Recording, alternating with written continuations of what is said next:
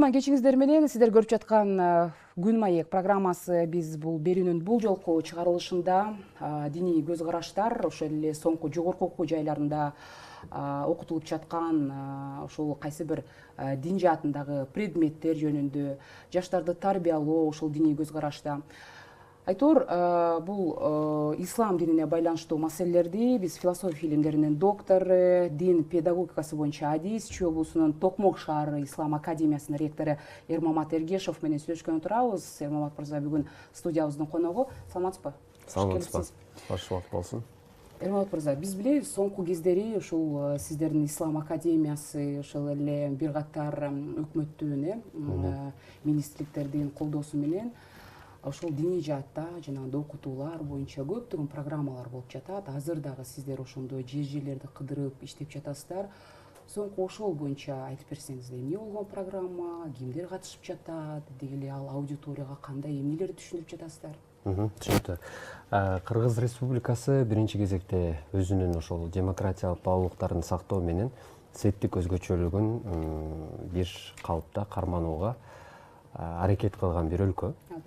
Бирок ошентсе дагы Кыргызстанда динге кызыгуу, анан динди ошол өзүнүн жашоо образы катары тандаган жарандарыбыздын саны дагы көп.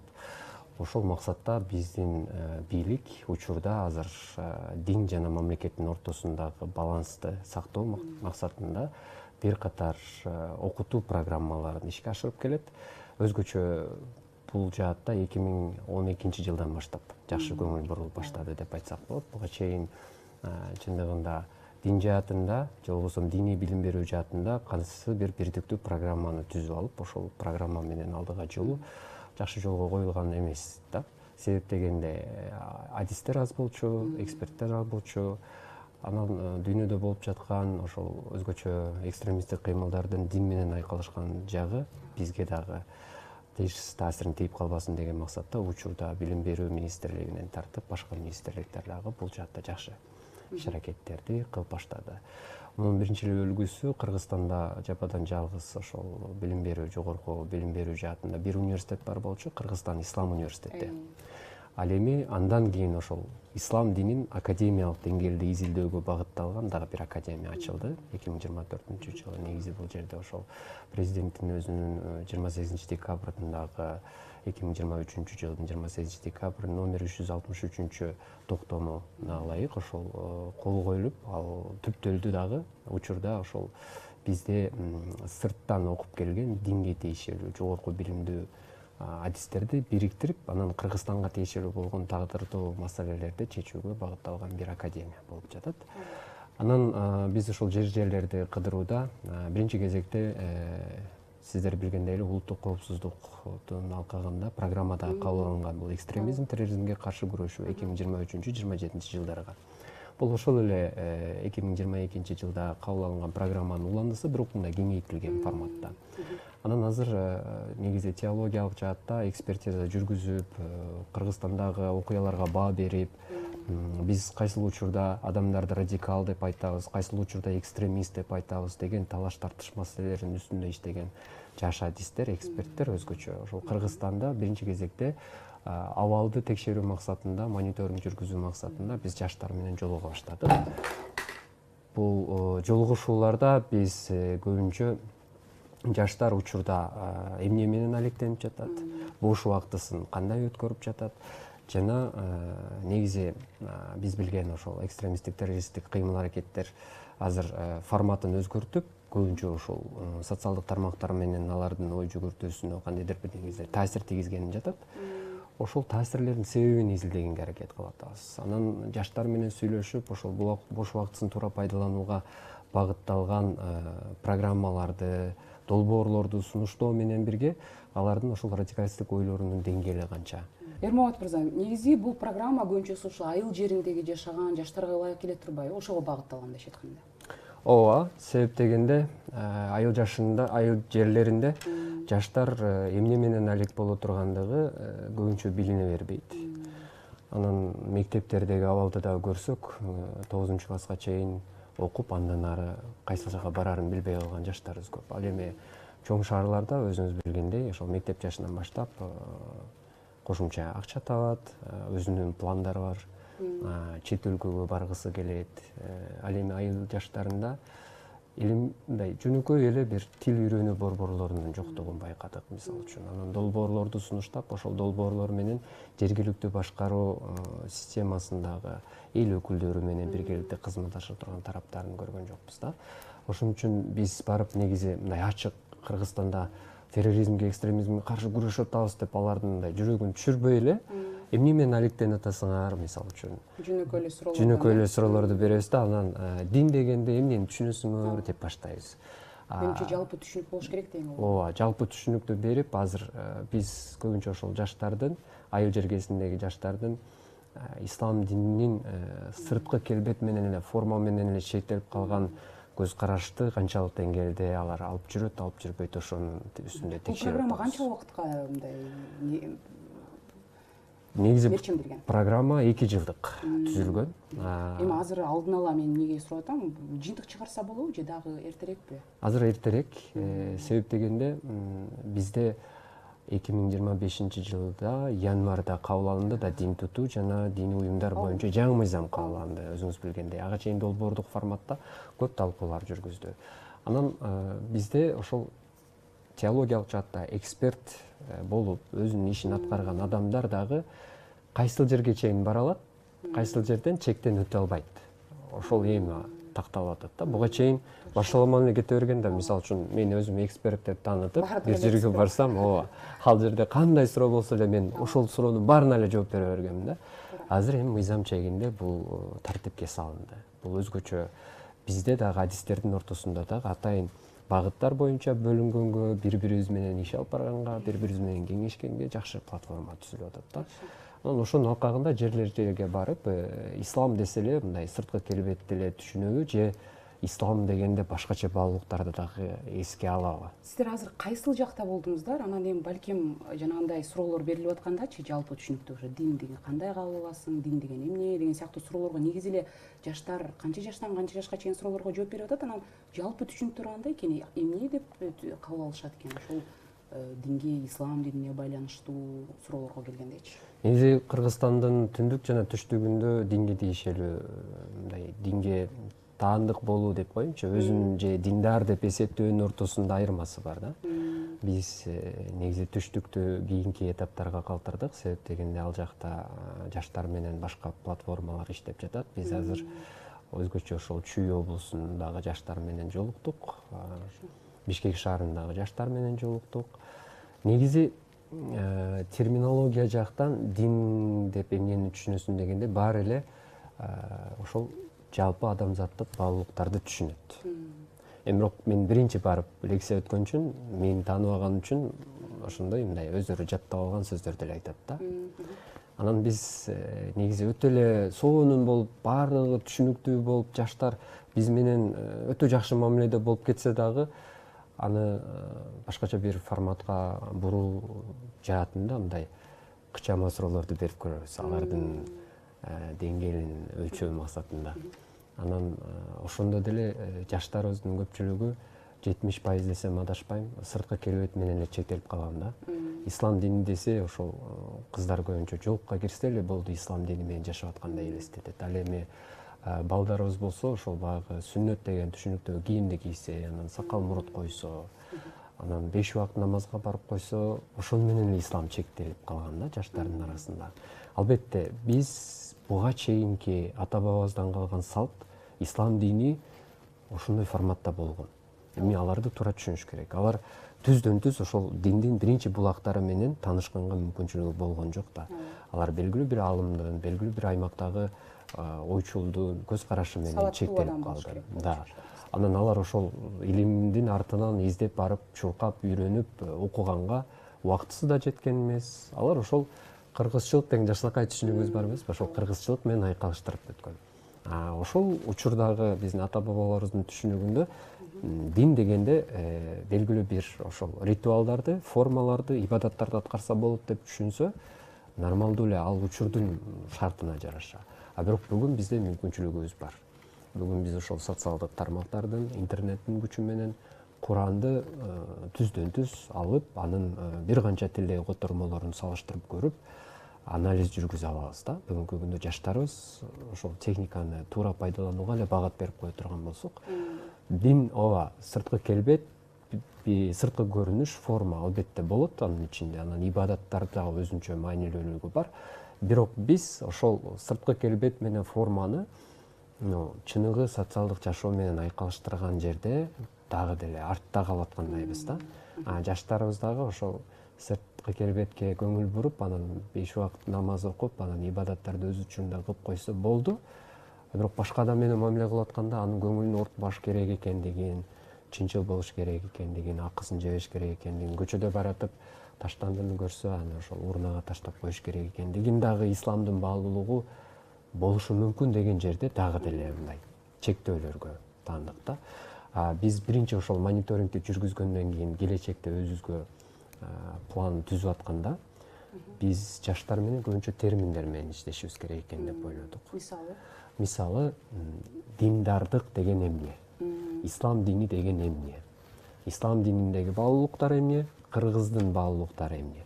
Ушул анан радикалист деп адамды кантип айтасың? Экстремист дегенде эле сөзсүз түрдө динге байланышы барбы, жокпу? Же болбосо акыйда, ишеним, ибадат, ритуал, башка диндин өкүлү менен сүйлөшүү, бул диалог болобу, же болбосо касташууга алып бара турган нерсеби?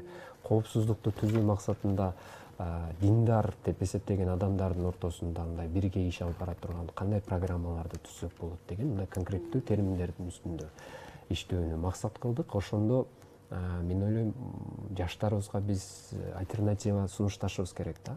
Ооба, сиздер буга чейин мындай деп билип жүргөн экенсиздер. Азаматсыңар, молодец, силердин маалыматыңар бар экен, дин жаатында жакшы көрсөткүч. Бирок бүгүнкү күндө өзгөрүп жаткан коом терминди мындай багытта түшүнүп атат. Мисалы үчүн радикализм деген буга чейин мындай кабыл алынган болсо, бүгүнкү күндө мындай формалар чыгып атат. Эми өзүңүздөрдүн чөйрөңүздөрдө, балким өзүңүздө ошондой көз караштар барбы, жокпу? Биз ошону талдап көрөлү. Азыр мамлекет өзгөчө сөз эркиндигин дагы чектеп койбоюн деп өтө аяр мамиле кылып атат да. Анан мамлекет мен жарандарыма жардам берейин деп атат да өз негизи. Буга чейин көп эле баягы күчкө салып эле кээ бир терминдер жазылып калган болсо, колдонуп калган болсо, алардын эркинен ажыратуу иштери болуп кеткен болсо, азыр жок. Ар бир кадамды текши карайлы, жакшы карайлы. Ал жаштар же болбосо ошол комментарийди жазган бирөөнүн артында кандай себептер бар? Социалдык, психологиялык, ошондой эле философиялык, анан педагогикалык жактан дагы сөзсүз түрдө диндин адамдын үстүндөгү таасири болот да. Ошол таасирлерди иликтөө үчүн биринчи биз экөөбүз бири-бирибизге душман эмеспиз. Экөөбүз Кыргыздын жараныбыз, Кыргызстанда жашайбыз.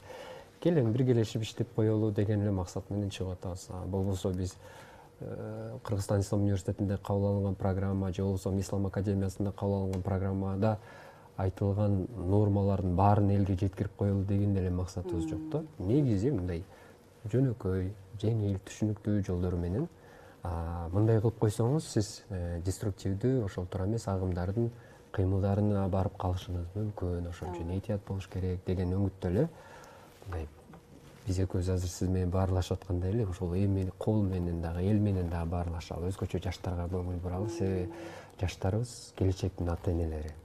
Алар өздөрүнүн балдарына туура маалымат бере турган болсо, мектептеги билим берүү сапаты дагы жогорулайт.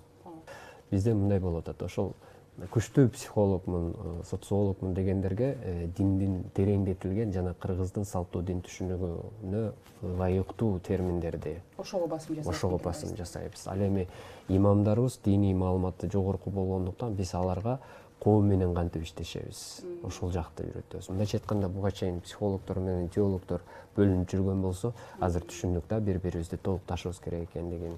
Биз алардан үйрөнө турган жагыбыз бар, алар бизден үйрөнө турган жагы бар. Анан негизи биз 2025-2026 окуу жылына буюрса орто кесиптик билим берүүгө бакалавр деңгээлинде жана магистратура деңгээлинде негизи теология, дин таануу жана араб тили, англис тили багытында студенттерди эми кабыл алабыз. Биз сентябрдан баштап биз 1 жылдын ичинде даярдыгыбызды бүтүрдүк. Техникалык жактан дагы камсыздандырылды, булактар менен камсыз болдук.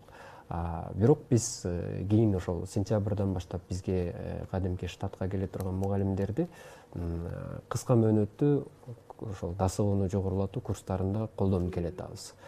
Биздин программабыз бекитилди, лицензия алдык окутуу боюнча буюрса. Биз сентябрдан күчтүү дем менен, жаңы күч менен баштаган турабыз. Ал эми учурда ошол жерде негизи араб тили жана Куран баалуулуктарын биз жаштарга окутуп атабыз. Чындыгында эле Токмок шаары биз билген Кыргызстанга жалпы мындай баа беребиз го, баары диндар депчи. Ошол диндар деген түшүнүктөн бир аз өзгөчөлөнүп турган абал экен да. Ошон үчүн биз биринчи алардын муктаждыктарын көрүп, анан жаштарыбызга өзгөчө 7-класстан баштап 10-класска чейинки балдар, кыздарга араб тилин үйрөткөнчө Курандын дагы, ислам динин дагы баалуулуктарын, ошол Куранга негизделген баалуулуктарды берүү менен биз ошол Кыргыз Республикасынын мамлекеттик саясаты, диний чөйрөдө алып барып аткан иштерин акырындык менен үйрөтө баштадык. Буюрса, сентябрдан абитуриенттерибизди кабыл алып, андан ары иштейбиз. Жакшы. Канча орун бар негизи? Сентябрдан баштап канча адамды кабыл алып аласыздар? Биз сентябрдан баштап буюрса 200 студентке пландаштырып атабыз. Негизи биздин окуу жайыбыз 400 студентке ылайыкташтырылган. Биз биринчи этапта ошол 200-дү пландаштырып жатабыз. Дагы мүмкүнчүлүктөргө жараша биз ошол окуу корпусубузду кеңейтебиз, изилдөө борборлорун ачабыз. Бизде ошол негизи Токмок шаары ошол Бала Сагын шаарынын мурунку баалуулуктары болгон үчүн дагы Ислам академиясын биз мынтип атадык да, аталар баскан жол. Көбүнчөсү эле азыркы учурда чында мындай орто жолду тапканда аябай кыйналып атабыз. Кээ биркилер айтат, ислам десе эле ошол арабтын маданиятын алып келип койдуңар дейт. Кээ биркилер айтат, силер исламдан сыртка чыгып кеттиңер, силер атеист болуп кеттиңер, силер орустун маданияты менен жашап атасыңар дейт. Анан биз элге мынтип чакырык чыгарайлы деп атабыз. Ой, ислам дегенде эч бир чет өлкөнүн маданияты эмес бул жерде. Биздин эле аталар эле баскан жол. Араб өлкөлөр эмес, э? Жок, ошол биз мурун аталы энелерибиз, бабаларыбыз бизге калтырып кеткен эле ошол ыймандуулук, адептүүлүк, жакшы сөз сүйлөп кой, анан бирөөнүн көңүлүн оорутпа, улууга ызат кыл, кичүүгө.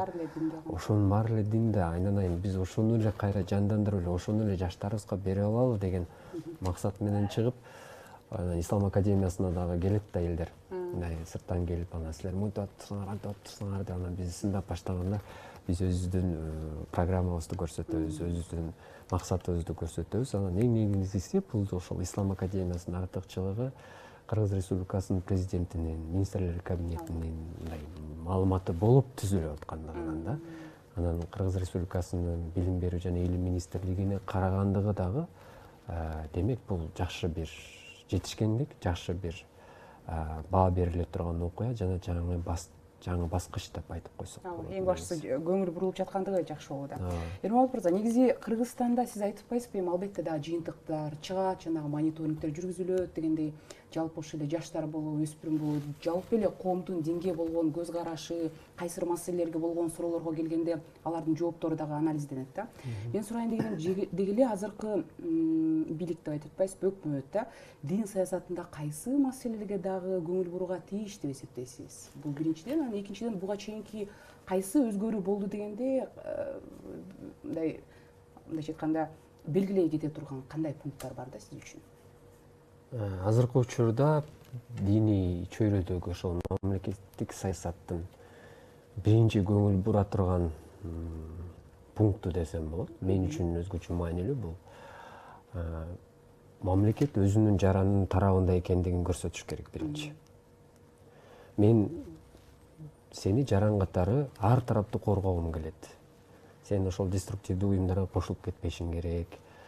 Сен өзүңдүн турмушуңду мындай эркин, тынчтыкта өткөрүшүң керек. Үй бүлөң болсо алар менен жакшы жашашың керек. Зордук зомбулуктан узак болушуң керек. Ошол учурда өзүңдү сабаттуулугуңду жогорулатуу максатында Кыргыз Республикасы сунуп берип аткан мүмкүнчүлүктөрдөн пайдаланышың керек.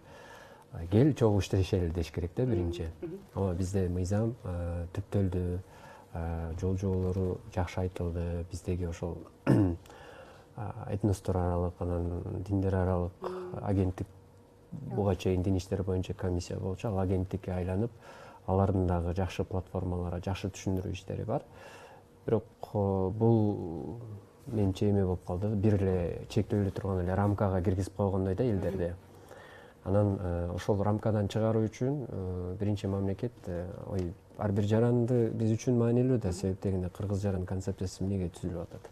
Силер биз үчүн маанилүүсүңөр. Бирок Кыргызстанда ошол кээ бир чектөөлөр кирди, ал чектөөлөрдү силер билип коюшуңар керек деп таанытуу иштерин ар бир деңгээлге жараша көбөйтүш керек. Бул үчүн бизде азыр ошол социалдык тармактарда көп отурат жаштарыбыз. Түшүндүрүү кыскача видеолорду көп жөнөтө турган болсо, көп тартыла турган болсо, мына биздин өзүбүздүн ошол улуттук колориттеги кийимдер менен тартылса өтө сонун болот да. Бул мультипликациондук жактан болушу мүмкүн, же жөн эле документалдык фильм болушу мүмкүн. Кыскача азыркы жаштар негизи эле телефон көтөргөндөр, билесиз, бирөөнүн ошол сторисин көргөндө да 3 секундка чыдабайт. Тез эле көрүп салып атпайбы? Ошон үчүн жаштарга дагы, биздин жарандарыбызда дагы мындай эсинде кала тургандай кыска өңүттүү видео чакырыктарды көп тартышыбыз керек. Мыйзамдагы эң мага жаккан, өтө сонун болду деп ойлогон жерим, бул диний агартуучулук жаатында контролго алгандыгы болуп атат да. Бул эле ошол сөзүнүн башында бир адам бардык темада сүйлөй албайт деген сөз да. Ар бири өзүнүн кесибинде, ар бири өзүнүн багытында сөз сүйлөйт деген нерсе. Бул аябагандай чоң бир жакшы да, себеп дегенде мага суроо келсе, мен өзүмдүн кесиптешимди айта кетем да. Мен бул суроого жооп бере албайм, бирок менин бир кесиптешим бар, ошол кайрылып берсеңиздер жакшы түшүндүрүп берет деп. Бул дагы ошол баягы адистердин ортосунда мындай толеранттуулукту дагы кеңейтет. Мисалы, кээ бирки суроолор философиялык өңүттөн болсо, мен жооп бербейм да, негизи аны бир философ түшүндүрүп бериш керек. Кээ биркилер болсо социалдык жактан, аны дин социологиясынан болгон түшүндүрүп бериш керек. Азыр Кыргызстанда бир 40ка жакын ошол ар бири өзүнүн кесибинде адистиктерин толуктап бүтүрүп келген, бизде PhD докторантурасын бүтүрүп келген адистерибиз көбөйүп калды. Бул барып биз ошол Ислам академиясында диссертация кеңешин түзөлү деп атабыз. Себеп дегенде сырттан бүтүрүп келген биздин жарандарыбыз жыл сайын боло берет да. Кээ бири магистратура окуп келет, кээ бири докторантурасын бүтүрүп келет. Биз аларды да Кыргызстанда келип мындай коомчулук менен бат эле аралаштырып кетпестен, бир аз бизде бол, биз менен 3 ай иште, Кыргызстандын шартына көн, андан кийин аралаш дегендей бизде дагы бир мүмкүнчүлүк болуп атат. Анан бул да өз чорунда ошол база түзгөнгө дагы жакшы, системаны отургузганга дагы жакшы мүмкүнчүлүк болот да. Эми коопсуздук жагынан биздин тийиштүү органдар иш алып барып атат. Агартуу жагынан биз эми активдүү иш алып барышыбыз керек. Түшүндүргөндөн качпашыбыз керек да. Улам эле сүйлөшүбүз керек. Эң башкысы маалымат, жеткиликтүү. Эрмолот мырза, негизи биз албетте атайын кызмат, улуттук коопсуздук мамлекеттик кызматы жанагындай ар кандай диний агымдарга кошулуп тартылып кеткен жарандарды, же болбосо чет өлкөлөрдө бул жакта ошол ишмердүүлүктү алып барып аткан ушундай адамдарды кармадык деп маал менен эле ушундай маалыматтарды чыгарып турат. Сиз айтып атпайсызбы, жана өспүрүмдөр менен түздөн түз иштешип атабыз деп. Ошол нерселерди алардан мындай бир тооруй турган нерсе болуп атат да, алардын психологиясы дагы деле калыптана элек дегендей, манипуляцияга болсо аларга берилип кетет. Канткенде аларды мындай ошол нерседен, ошол диний жанагындай ислам түшүнүгү албетте бул жалпы, бирок жанагындай агымдарга кошулуп кетпешине мындай бир биз тараптан, же болбосо эле мамлекет, сиздей сыяктуу жанагындай адистердин жардамы менен мындай обучулонто турган, алардан баш тарта турган, же аларды кыйгап өтө тургандай кандай жолду тапса болот? Биринчи кезекте жаштарыбызга бул Кыргызстандын көп улуттуу, ошол эле учурда көп конфессиялуу бир өлкөгө айланып бараткандыгын түшүндүрүшүбүз керек. Адамдардын дин тутуу эркиндиги бар, албетте. Биз ошол дин тутуу эркиндигине таянып туруп, кааласа динге ишенет, кааласа ишенбегенге дагы гарантиясын бар да, мамлекет кепилдик берип атат. Ошол учурда мамлекет эч бир динге артыкчылык бербейт. Бирок мамлекеттин өнүгүшүнө салым кошкон кайсы бир багыттагы дин өкүлдөрү болсо, алар менен артыкчылыктуу иш алып барат. Бул жаатта биз жаштарды ошол деструктивдүү агымдардын тобуна кошулуп кетпеш үчүн биринчи кезекте жаштарыбызды бош койбошубуз керек болуп атат. Негизи көбүнчө ошол экстремизм себептери десе эле жаттап алган клише сөздөрүбүз бар го. Социалдык экономикалык көйгөй, жумушсуз деп элечи. Анан миграция, анан кийин билими жок дейт. Ошондой эле диний сабатсыздык, анан интернет аркылуу тараган жалган маалыматтарга жана агрессивдүү пропагандага берилип кетет деген мындай жаттап алган терминдерди жокко чыгарыш үчүн биз өзүбүз альтернатива сунушташыбыз керек да. Бир жерде жумушсуздук барбы, анда жумуш менен алектенүүнүн бир эмес 10 вариантын сунушташ керек мамлекет. Чоң рахмат сизге, убактыңызды бөлүп бизге келип бергениңиз үчүн. Тилекке каршы биздин убактыбыз чектелүү. Бул теманын тегерегинде сүйлөшүп атсак абдан эле көп убакыт дагы талап кылынат. Менимче дагы сиз далай жолу бизге келет деген ишеничтебиз. Философия илимдеринин ректору, Чүй облусунун Токмок шаар боюнча Ислам академиясынын ректору Эрмамат Эргешов болду. Аты жөнү болсо Кирим Жаныкул. Кайрадан эфир аркылуу амандашканча саламаттаңыздар.